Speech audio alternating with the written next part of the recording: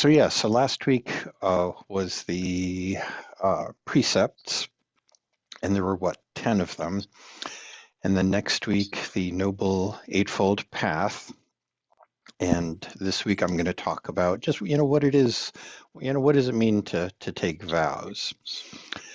And life, life is hard. It's, we use the word suffering, but, that kind of perhaps is too specific. Life is hard. It's, dissatisfactoriness or just that kind of feeling that we're missing something, or just anxiety, or, anything that kind of robs you of your peace can be considered suffering. And the other part of the vow is really just, I like what I hear in the Buddhist teachings. That's really it. It's, not a it's not like getting married until death do us part. It's just you're stating an intention, and I like what I hear. And then the last part of it is I'm just going to do the best that I can. Yeah. And that's all I got. Are there any questions?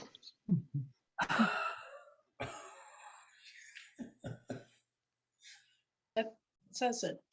Whoops.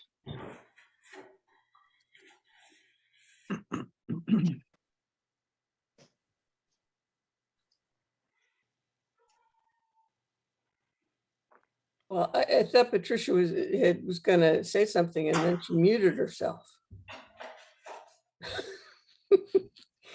Well, I think that in terms, the thing that I've been struggling with today is that, and we talked about it at the very beginning before we started the service this morning, is flies.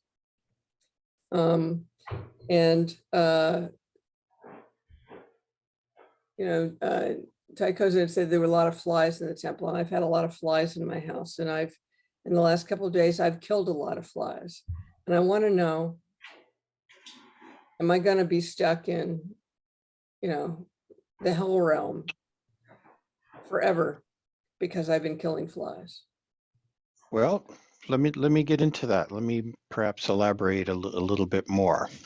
Let's just kind of take a step back at, all the various teachings that are available to us to guide us for such things. There's actually I found a graphic that gives a nice little summary of all the various things that we learn: the Noble Eightfold Path, the Four Noble Truths, the 7 points of posture, 6 wholesome and unwholesome roots of mind, 6 senses, 4 metas, and so on and so forth, the 6 stages of metta. So there's a little bit here to guide us, and this is just the tip of the iceberg. There are approximately 84,000 various lists of all the Buddhist teachings. One of which is the Noble Eightfold Path, which will Reverend Amy will be talking about next week. Luckily, there's actually an app called Buddhist Lists. Literally, that's the name of the app, that lists all the lists that we have to guide us through life.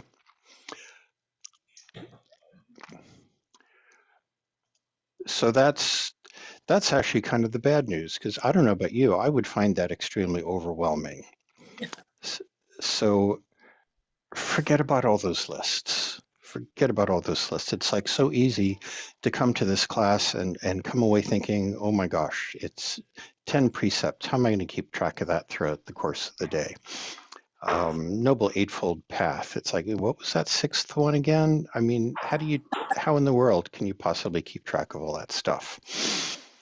So, and I'm a very simple-minded person, so I like to kind of reduce things down to a much simpler, more bite-sized, more manageable bit of information that you can just kind of carry around with you throughout the course of the day. So there are a couple little things that you can stick in your back pocket and keep with you throughout the day without having to remember, 782 different items on various lists. And one of them is, and these are kind of my own words here, is, there are things that lead to suffering, and there are things that lead to peace and happiness.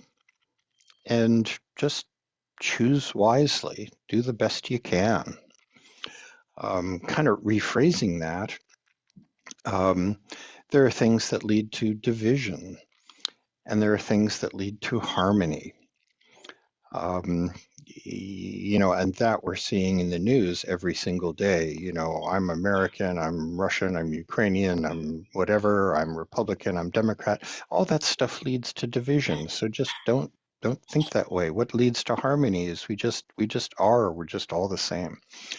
So things that lead to suffering, things that lead to peace and happiness, things that lead to division, things that lead to harmony. That's only 30 words. That's better than the 10 trillion gazillion pages of Dharma texts out there.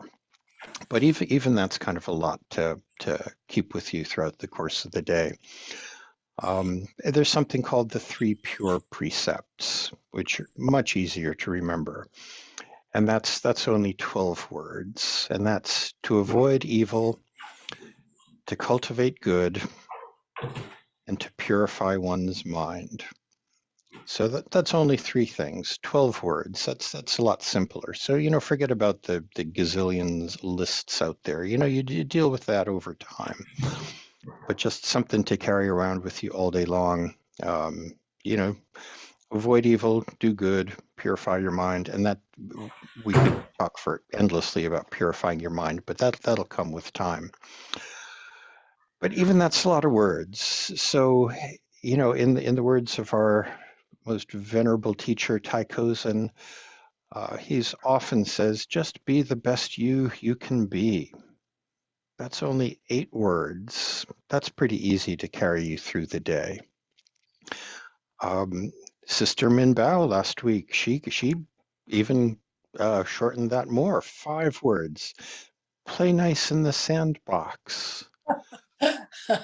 I really like that. I mean, if you can carry that around with you all day long, you're doing pretty good. Another 5 words one from our venerable Taikozen. When in doubt, love more. That's just really easy to carry you through the day. And even getting shorter than that, His Holiness the Dalai Lama, my religion is kindness. 4 words, or even just kindness, 1 word. If you carry that throughout the day, you're doing pretty good. All the rest of the teachings, they can follow, but these are just some things that you can carry around with you throughout the course of the day without having to remember, oh my gosh, what were those 10 precepts? Was that one of them or not? It's like, if I do this and what's going to happen to me? Just do the best you can. Does it lead to suffering? Does it lead to peace and happiness? So kind of to summarize, life is hard. It's, we all have, life is a roller coaster, and, we're all in the same boat. That's kind of the nice thing about the Sangha, is that you can think in isolation that, oh my gosh, I'm the only one suffering, poor me. But no, you stick around with the Sangha here and you realize we're all in the same boat. So just, immerse yourself in the teachings of Shakyamuni, because he spent years, trying to figure out a formula for reducing suffering. And there are all kinds of famous world-renowned teachers in his time. But he found that none of them really had a good formula for dealing with the suffering that we see around us. And he spent a good chunk of his lifetime trying to figure out a formula, and he came up with a really simple one. So, how cool is that? We can take advantage of that. And, just strive to be the best you can be. If you break a rule here and there, just, do better next time. Just do the best you can. And, so again, the vows are, I like what I like what I'm hearing. I want to give it a try. I'll do my best. That's really what the vows are all about. And they are, I take refuge in the Buddha, I take refuge in the Dharma, and I take refuge in the Sangha. So the Buddha is really, to take refuge in the Buddha is really just to show appreciation that, Gautama Buddha, 2,500 some odd years ago, he really worked hard to figure out how can we help alleviate suffering, or at least turn the volume down on it a little bit. And so he came up with some formulas, some teachings that have lasted, through the millennium. And so those teachings we call the Dharma. So we take refuge in those teachings because they work. They work. It's not nothing you have to have faith in. I think one of the times in our check-ins, I asked the question, how has your Buddhist practice helped you? Everybody had a story about how it helped them with anger, it helped them with frustration. Everybody had a little story about how the Dharma teachings has just made their life just a little bit easier or a lot easier. It's it works. There's no denying that. You don't have to take anything on faith. Just hang around and you'll hear all kinds of stories about how these very simple teachings, they just plain old work. And taking refuge in the Sangha, that's exactly what you're doing now. It's this togetherness. It's, it's not living in isolation. It's realizing we're all in the same boat.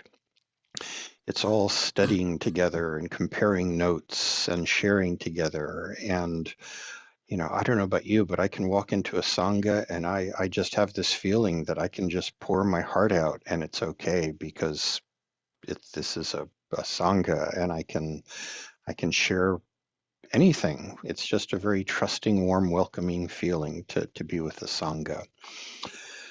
So, so those are the three vows: taking refuge in the Buddha, taking refuge in the Dharma, and taking refuge in the Sangha. It's just really simple stuff. And then there are precepts. You can, also take vows in the precepts. And let me just read you something that I got from Tai Kozen, which I love. So Chan Master Sheng Yen said, and Chan means is Zen in Japanese, or Tien in Vietnamese, which is our lineage in this particular temple. Chan is the Chinese version of the word Zen. Excuse me. So, Chen Master Sheng Yen said, a common saying in Mahayana Buddhism is having vows to break is the Bodhisattva path. Not having vows to break is a non-Buddhist path. So having vows to break is the Bodhisattva path. Not having vows is a non-Buddhist path. So what does that mean? I'll continue reading the quote from Tai Kozen. The point of this wonderful saying gives us a glimpse into Master Sheng Yen's thoughts. It's better to try and not be perfect, maybe even fail, than not to try at all. So, we just keep coming back to just, try your best. Be the best you can be. So what does that mean on a practical level? What do you have to do? And I'm gonna quote Calvin Coolidge on this one. In fact, I'm gonna paste it into the chat here because it's one of my favorite quotes.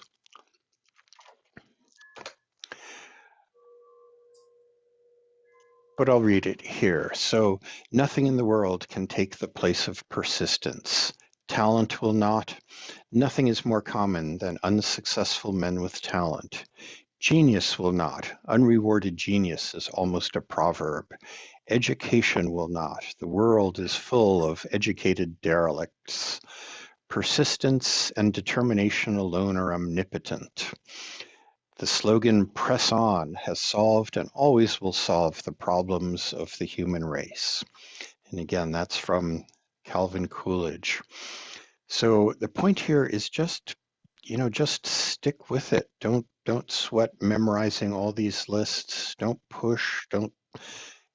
Yeah, definitely don't push. It's like in yoga. If you go to a yoga class and you push too hard, you have to go home and take ibuprofen and lie down for a while for all your muscles that you've pulled.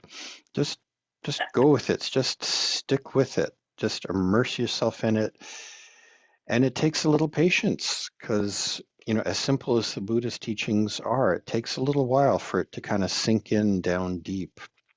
And eventually to the point where you don't have to work at it anymore. You've just absorbed all the teachings. So it's just, just persist. Keep coming back over and over and over again. Do a little reading, read a little audiobook, sit just and breathe deeply, for a couple of minutes every day. 30 minutes if you really want to get hardcore about it. Doesn't have to be on the floor on a cushion. A chair is fine. Just do a little something. And when you do that, you're doing something kind for yourself every single day, which, that doesn't sound so bad. Just do a little kindness to yourself every day. Immerse yourself in the Buddha's teachings. But again, don't push. There's nothing to attain. And I know that sounds kind of strange, but you heard that in the Heart Sutra this morning. There is nothing to attain. And so, so what does that mean? I must admit, I had a question for Taikozen years ago about, studying the Buddhist teachings and so on. And he said, go back to the Heart Sutra and see what it says about attainment. I said, oh, okay. So I went back and I said, nothing to attain. And it probably took me about 6 months to figure out what that meant. But, it's more about letting go of your attachments, letting go of your opinions, letting go of identifying too strongly with one thing or the other. Let go of your judgments, let go of your preconceptions, and it's so you don't attain anything, but you lose a lot of stuff. All the things that kind of drag us down and cause us grief. So again, in the spirit of, just what do we have to do? Another little tidbit here that I'm going to paste into the chat. Master Dogen's reminder. Let us be respectfully reminded life and death are of supreme importance. Time swiftly passes by, and with it our only chance. Each of us must aspire to awaken. Be aware. Do not squander your life. So when you look at that, the operative word there is be aware. So what does that mean? It's like, we spend so much of our time, thinking, oh God, I shouldn't have done that yesterday, or oh my gosh, what am I going to do tomorrow? The monkey mind takes over, and your to-do list, is just, you get sucked into that, and you're just like gone from the present moment. And of course, we're talking about just basic old mindfulness, and we could go on and on about that. And there are great teachers about mindfulness, both sacred and secular teachers. Mindfulness is pretty easy. Just be in the present moment. That's why we focus on our breathing when we're sitting, is just to stay present. And don't worry about the past. It doesn't exist anymore. Don't worry about the future. It's not here yet. Just do the best you can right here, right now. So simple, but it's not easy. So that's the catch. There is a catch. It's just not easy, but it's simple. I was at a Dharma talk at Dharma Rain Temple in Portland, and the abbot there said that he could write the basic Buddhist concepts on a 3x5 file card. It's that simple, but not easy. So don't be put off by all these lists of lists that go on endlessly in the 10 trillion gazillion pages of Buddhist texts. At some point, immerse yourself into them. It's like eating an elephant, one bite at a time. Don't try and figure it out all at the same time. In fact, don't even try and figure it out. Just immerse yourself in it, just like taking a nice warm bubble bath. Don't try and figure it out, just enjoy the bath. And you'll start to get this feeling, perhaps, that you're hearing the same stuff over and over again. And that's because, for all the very few core Buddhist teachings, there are, a gazillion different ways of saying the same thing. And that's really because different people resonate to different words. Take, emptiness, for example. Emptiness does not mean, or no self. Does that mean we don't exist? No. Emptiness, does that mean we don't exist? No. Other people will use other words: boundlessness, spaciousness, let it down, put it go. No big deal is another. Chogyam Trungpa Rinpoche, he's famous for saying no big deal. These are all different words saying the same thing. So if you hear some words that make your head spin, or just don't sound right to you, just keep immersing yourself in the teachings. You will hear the same thing said differently, and that's kind of the beauty of this. It's just you have to persist and stick with it and hang in there and be a little patient. So, what to expect in studying the Dharma's teachings and immersing yourself with it. Well, Donna, I've got some good news for you. It's not like being in a classroom where if you misbehave, the teacher up there is going to whack you with a yardstick.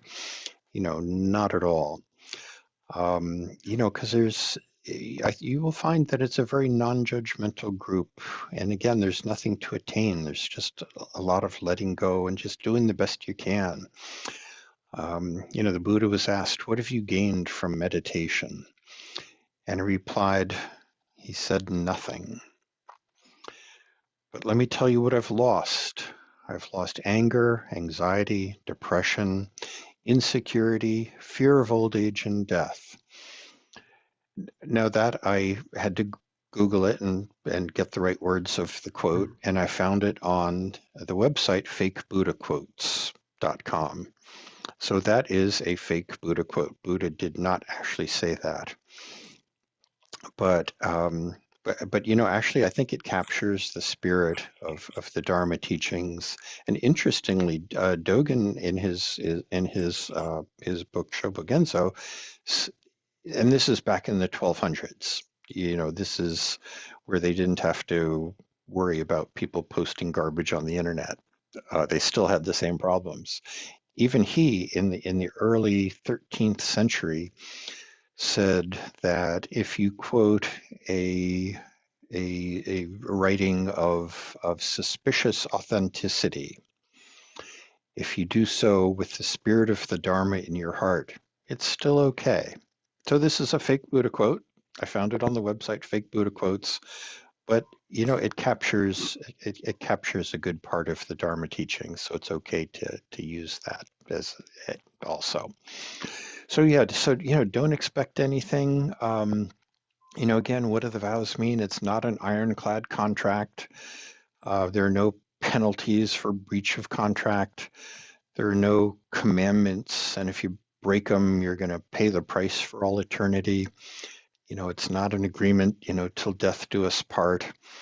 It's just, I admit that I suffer. I admit that sometimes I'm not on my top game. I admit that sometimes I just have this feeling that things aren't the way that I want them to be. And the Dharma teachings so far, I like what I hear. And so I'm going to give it a try and just do my best and just stick with it. That's really what, kind of more what the vows are. And again, there will be obstacles along the way. You'll hear something and the words will make total nonsense. Just wait it out, file it in the back of your head. You'll hear the same thing said completely differently, and all of a sudden it'll start making sense. But to do that, go back to what Calvin Coolidge said, just persist, stick with it. It's not a quick fix, and you don't become enlightened and then stop practicing. It's a lifelong practice. Even if it's just a couple minutes a day, because what you do in the couple minutes of day of sitting or kind of formal study is really just warm up for the rest of the day. You know, it's like that Thanksgiving dinner. That's the true test. You know, it's not how long can you sit on a cushion.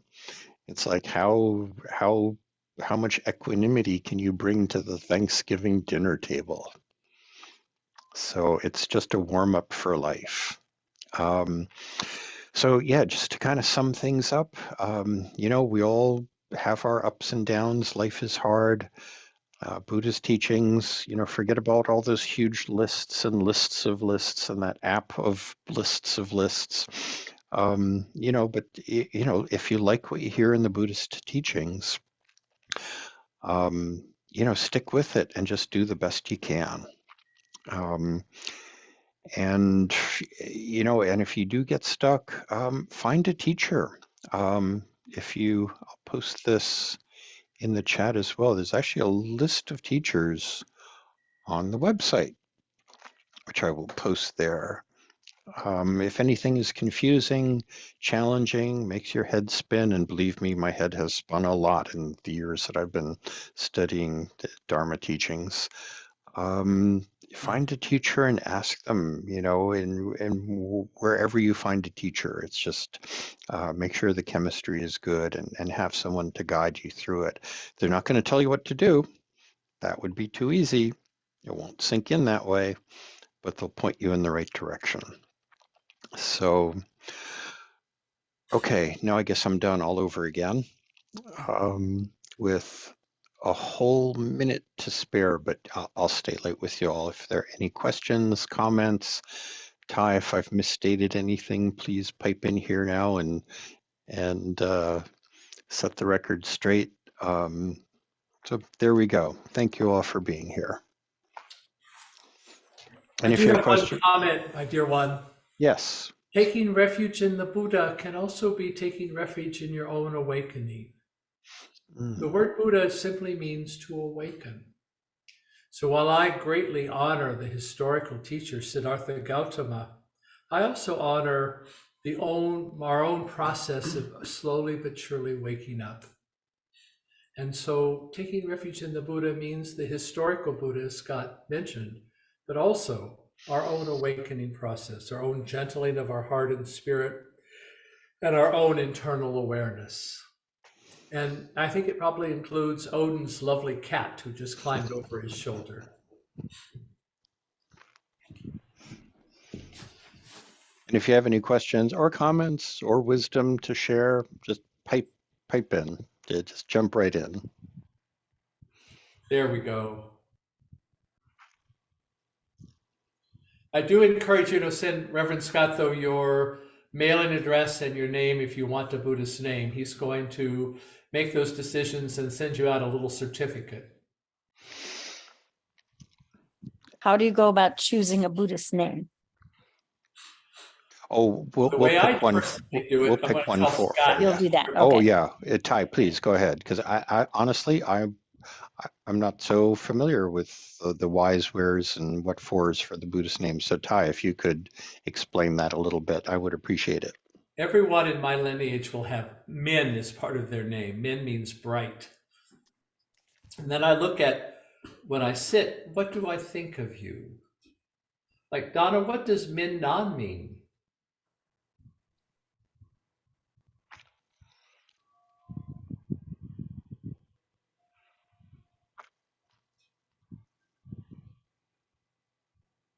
I'm muted.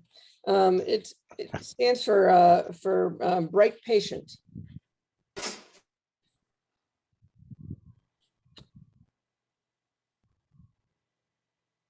And what we know of them, and then I and say, what would make a good inspirational Buddhist name for this person? Does that answer your question, Libby?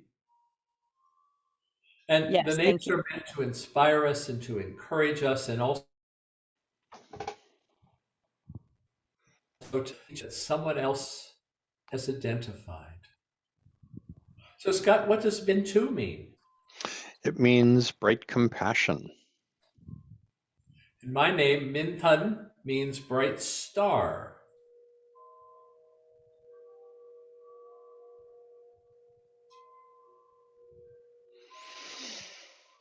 No, Good what I was question. trying to say is that since I have taken refuge, I don't know that I know any more of the lists that Scott mentioned. I'm familiar with them, but I haven't memorized all the things that I felt like I should memorize. But I have been more patient with myself. And I've really worked hard to be a better person, and I think I've become a better person, and that feels good.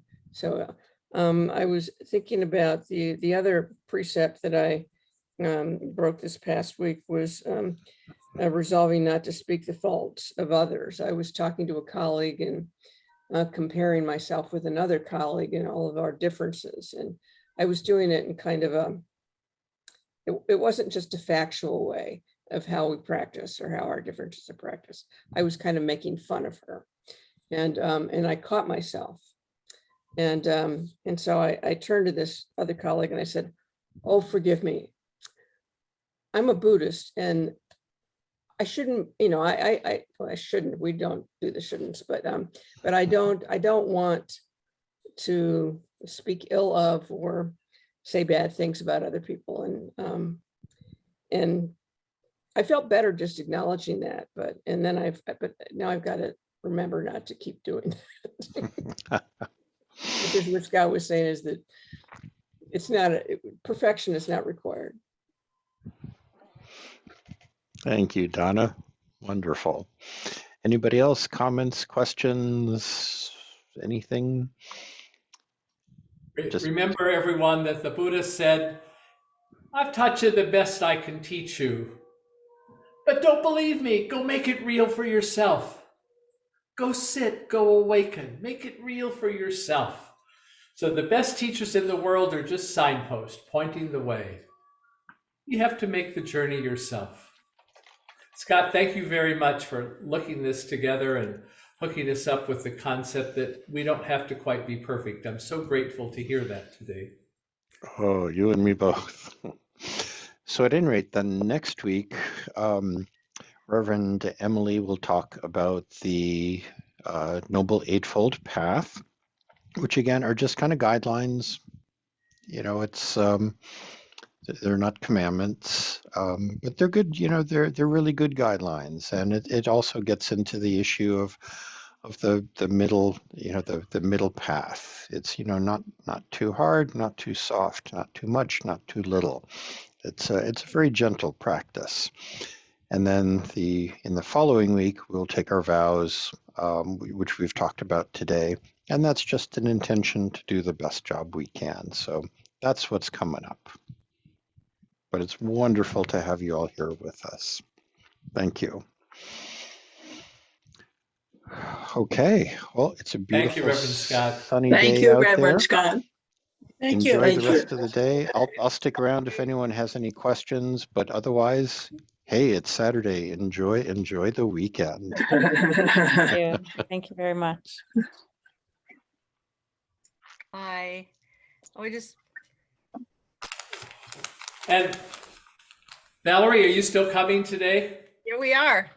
Okay, I have someone that's dying here in Trout Lake, and Oh. she's been given a short time to live, so I'm going to go over and see her right after this meeting. Oh, So if I'm not here, I'll put the labels in the room. The back door will be open. And as you come up the driveway, look for our new statues. We have 2 fields. You have to sort of look over by the new temple. It's hard to see. so